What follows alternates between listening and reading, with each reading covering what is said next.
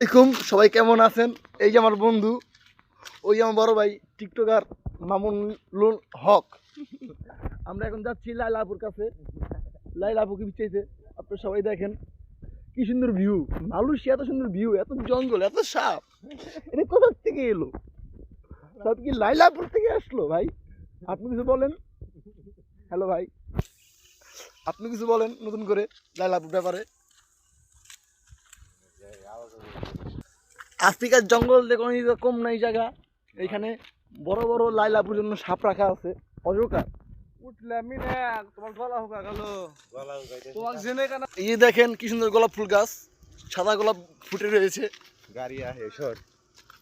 দেখেন এই দেখেন কি সুন্দর গোলাপ ফুল গাছ।